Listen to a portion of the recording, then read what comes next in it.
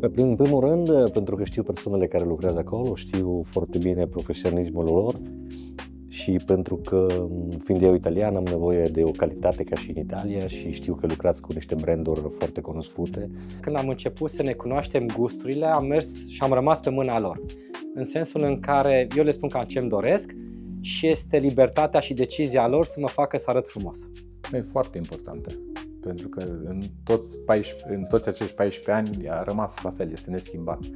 Că n-am întâlnit să mă duc și să fiu tratat altfel de cum am fost din prima zi, din contră.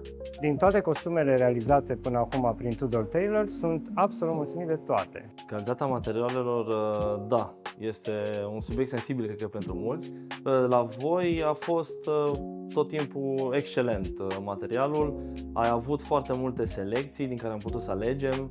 Marea ofertă de materiale și nu în ultimul rând, clar o experiență personală foarte plăcută în momentul luării deciziilor, dar și experiența în sine a personalului. Bună, pot să spun și că ne cunoșteam de foarte multă vreme. Am reușit să fac un costum care, cred că prima dată în viața mea a venit un costum fix, cum vreau eu.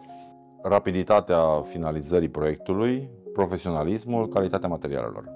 Pentru mine, experiența Tudor Tailor face parte dintr-o formă de lifestyle pe care mă bucur că pot să o am la îndemână. Cred că cel mai bine se descrie prin două cuvinte: eleganță și prietenie.